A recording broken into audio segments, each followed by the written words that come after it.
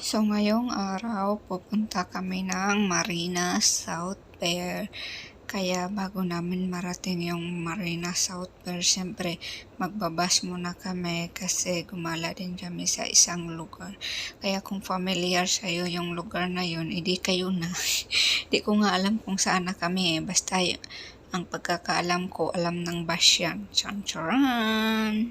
In short, narating na namin yung Marina South Pier. Pagpadating mo doon, is yan talaga yung bubungad sa'yo.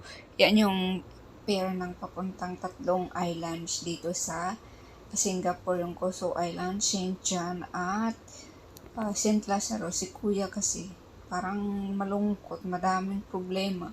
So yun yung mga ferry papunta doon yan sa island.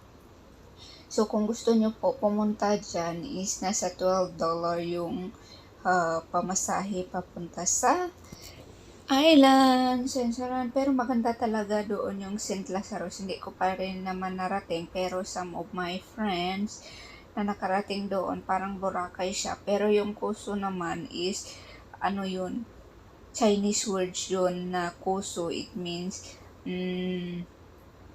yung mga tortoise, pangalan ng tortoise. Kung mali din naman yung pagkakaintindi ko, edi tama nyo na lang.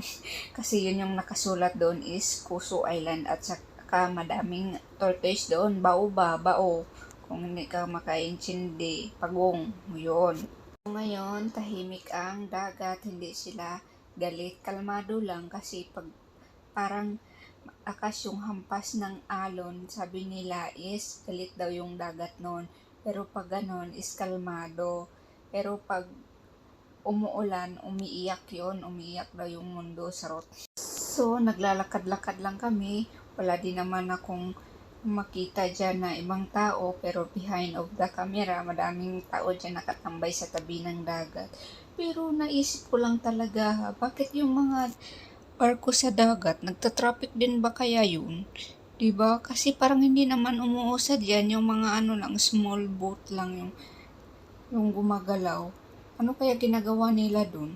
At saka naisip nyo yun ba, nagtatraffic din kaya yung mga eroplano sa taas? O, yan yung may mga ibon. Parang ang ano nila, hagop sa Bisaya. Diba? Bawal kasi pakainin dito yung mga ibon sa Singapore. Hayaan na lang, bawal. Not allowed daw. Di ba yung isang ferry niyan, bakit ang bagal niya kumilos, no?